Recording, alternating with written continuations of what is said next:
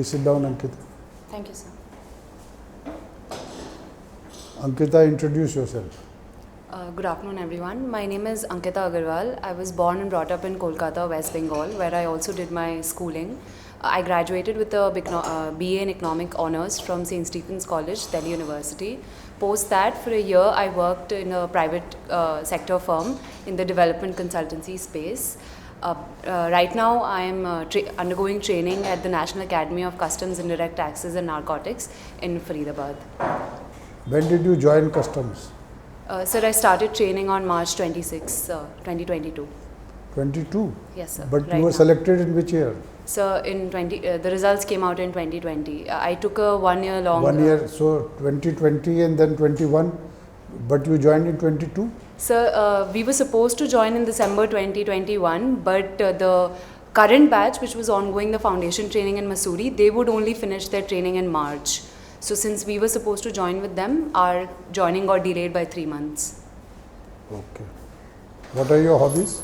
Sir, I really enjoy reading books, both fiction and non-fiction. I watch a lot of videos on YouTube, semi-informative, a lot of podcasts. I also enjoy playing a variety of things, like sometimes basketball. Currently I'm learning lawn tennis at Faridabad in the academy. All right. Dr. Sinha. So, Ankita, you have been also editor-in-chief and you play tennis also. Play also tennis? I just started learning at the academy. You keep a track of what is happening in the tennis world? No, sir. No. No, sir. Suppose I was to ask you, who is the greatest tennis player of all time? GOAT. Yes, sir. Can you tell me? Sir, I can think of 3 names, but I'm not. No, one. Sir, I would say that might be Roger Federer, but I'm not sure. You're not sure. You're not. Okay. Let me ask you a field where you feel more comfortable. You have been editor-in-chief of St. Stephen's College magazine. Have you heard of this Information Technology Rule 2021? Yes. You heard of it? Yes, yes, sir. So, does it impact the media, news, digital media? Yes, sir, it How? does. Sir, the rules apply to the section of the media which only publishes online.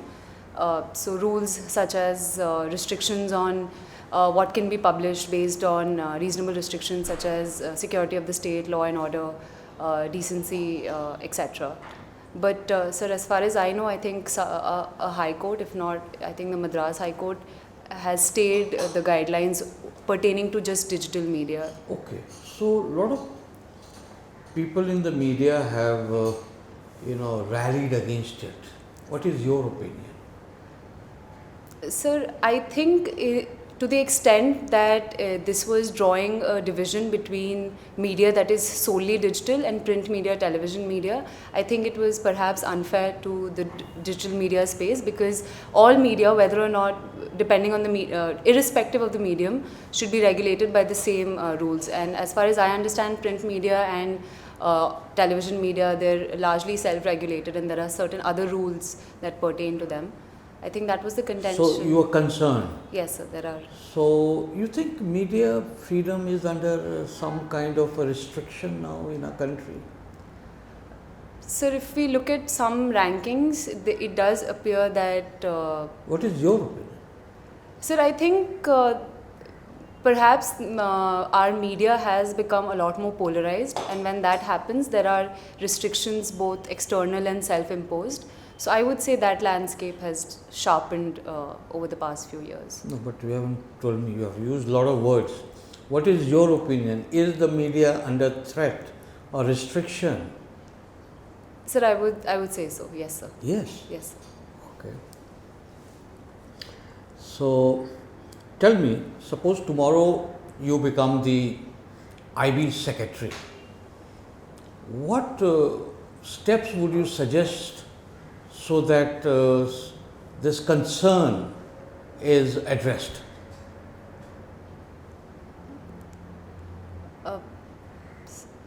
So one would be that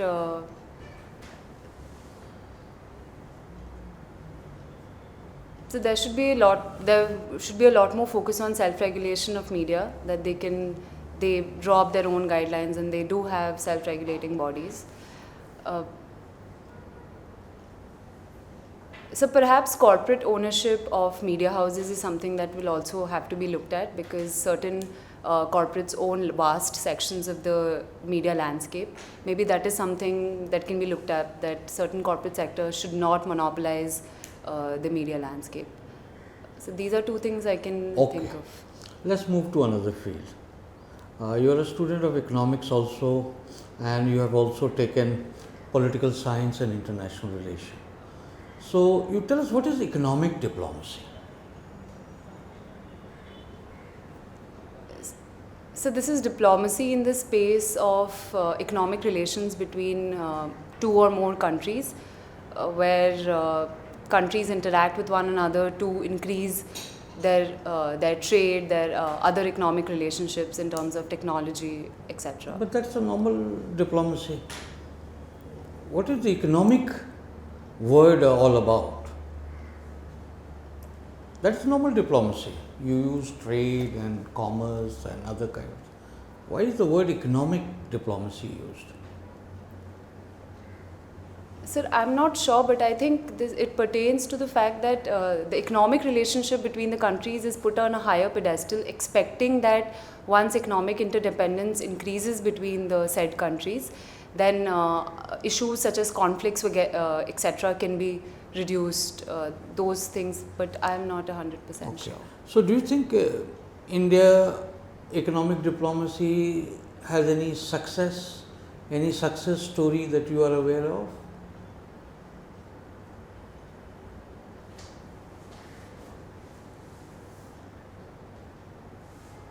Sir, I would say Bangladesh is a country with whom because of our economic interdependence, other issues of high politics stays on the back burner, because both countries are important to each other. So give one example in relation to Bangladesh.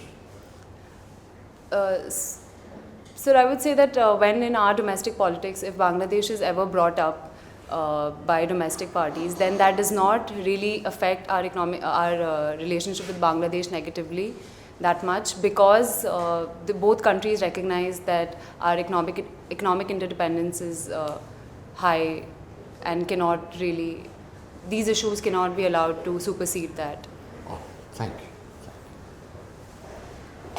Ankita, since you have just joined service, I will not ask you question related to your present job, but let me ask you some current affairs and test your knowledge of economics also. Geeta Gopinath, you know who she is? Geeta Gopinath? Yes, sir. Deputy MD of IMF. Yes, sir.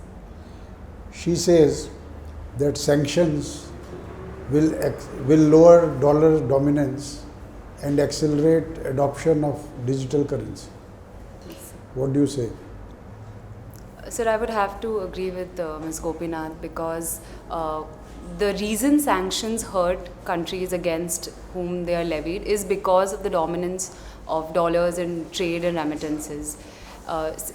Countries like Russia, they have, because they are the most affected by sanctions, they, especially since 2014, had already started de-dollarizing their economies by trying to trade more in other currencies, particularly the Chinese yuan. And that process will only accelerate with the current round of sanctions. Whether or not it will lead to the dominance of digital currency, that I would say is... No, she is not saying digital, adoption of digital currency, not dominance of digital currency. So, yes, it will lead to adoption of digital currency, but... accelerate adoption of digital. Yes, sir.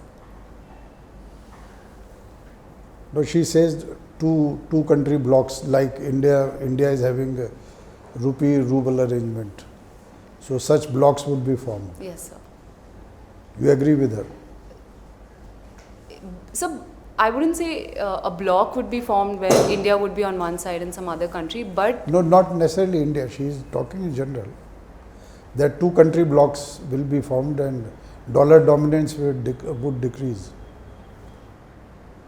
So dollar dominance will decrease. I will agree with that statement. Whether or not the world can be divided into blocks because of this, that is a larger No, geopolitical but then question. how does India trade with Russia, for instance? Till you have, because Russia cannot trade in dollars now. Yes, So sir. rupee ruble arrangement has to come into force. That becomes, then it becomes a two-country bloc. Yes, in that sense, that will happen. And those efforts have been increasing since 2014, since the sanction on Russia after the But annexation what of do you Crimea. think of dollar dominance? Is it justified? Because Americans are living on borrowed money, enjoying because of dollar dominance. Yes, sir. Sir, while I would say that dollar dominance does benefit America disproportionately, but the alternative would be in the current context would be dollar being facing competition from the Chinese yuan, and from the Indian perspective, that alternative is not very attractive either. So, just purely from an Indian perspective, dollar dominance might not be the best, but it's perhaps the worst of all evils right now. Now a follow-up question.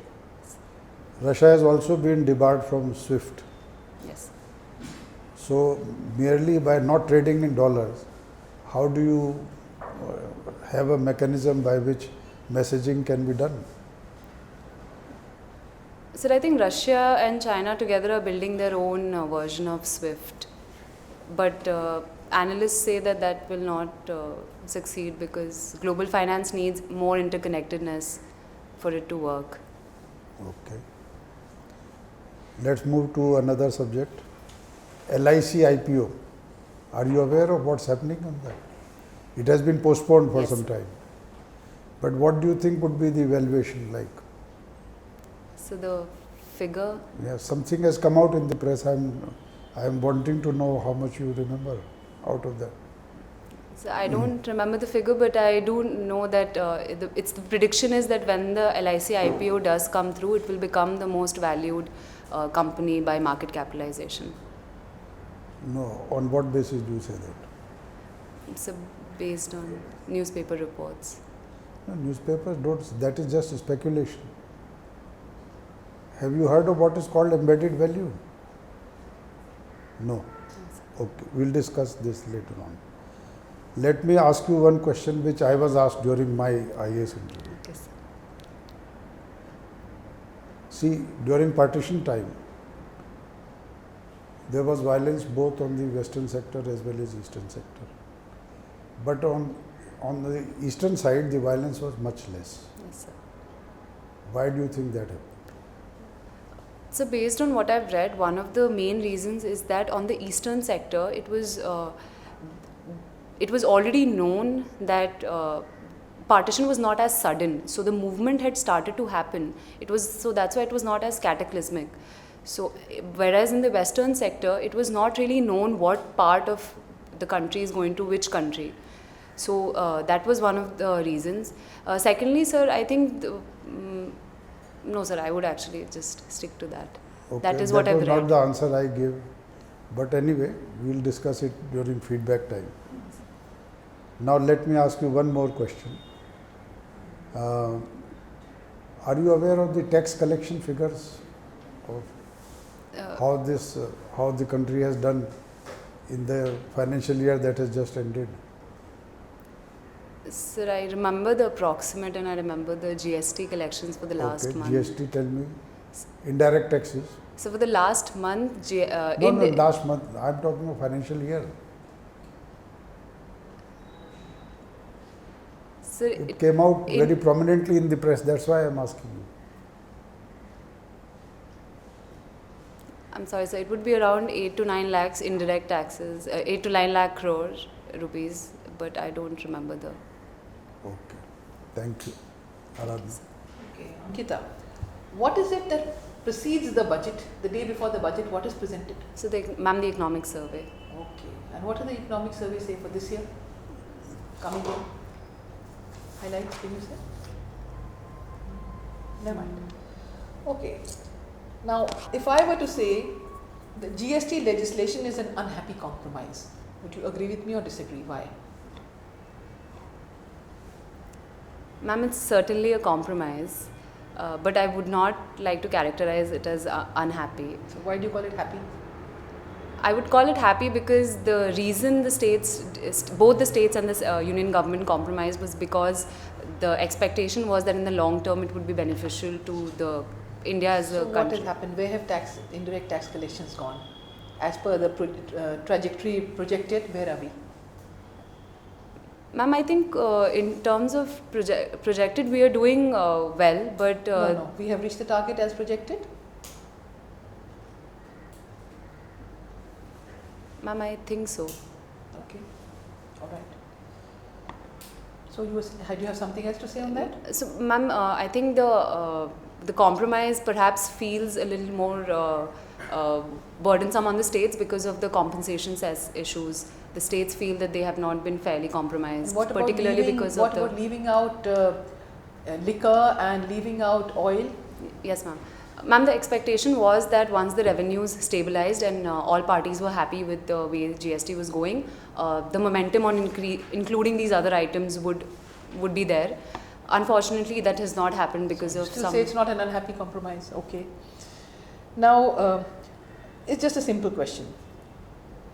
Should it be more direct taxes or indirect taxes as a revenue raising tool for the government? Ma'am, direct taxes should be more than indirect Why taxes. do you say that? Ma'am, in economic theory, direct taxes are considered more progressive than Okay, indirect taxes. all right. And what is wrong with our direct tax structure today? Ma'am, our base is very low, and the marginal income tax on those who do pay it is considered higher than it should be. Right. And what about the rate as compared to corporate? Ma'am, corporate income tax rates were recently revised. What is it now? Ma'am, it is 15% for those who invest before a certain deadline. And what is the personal income tax rate? Ma'am, there are slabs. Yeah, the highest slab, obviously, we're comparing. Ma'am, the highest slab I think is 30%. And cesses on it. So, you find that robust? The corporate pays less than the personal individual? Ma'am, I think the individual should not be paying more than the corporate sector, but the corporate sector rates are competitive in the global market. They will be, of course, because they are low. Okay. Now, an act was passed regarding surrogacy and infertility in 2022, this year. So, what was Sorry, the main ma'am? thing that it did? I did not. Surrogacy Act. Surrogacy Act. 22. Yes, ma'am. So, what did it do? What are the main clauses of it? Main purpose of it?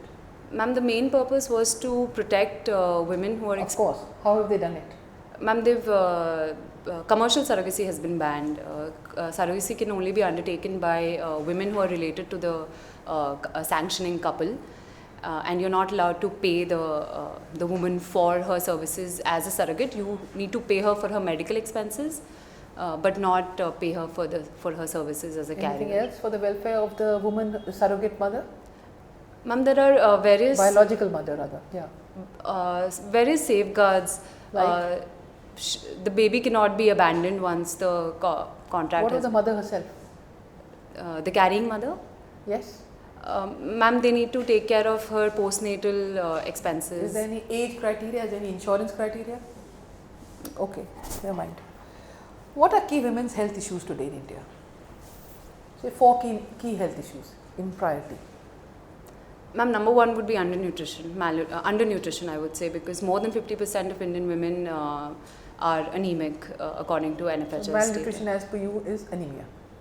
Nothing to do with micronutrients, nothing to do with that. No, ma'am, I was coming to that. Okay, all right, please do. Yes, ma'am. So, anemia, then inadequate calorie intake, and then hidden hunger, which is the lack of micronutrients, then reproductive health in terms of awareness and post-reproductive and pre-reproductive health issues. Ma'am, that's all I can. Okay, my last question. It's on you've done pol science, no? That was your subject. So, our constitution has unitary and federal features. Where have we moved today vis-a-vis what the constitution said?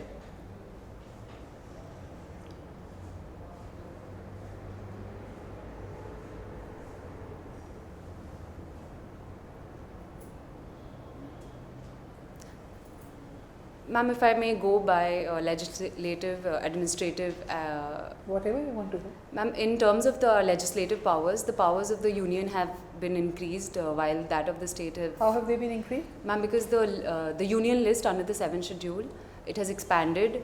So has has the been included? concurrent list. What has been included?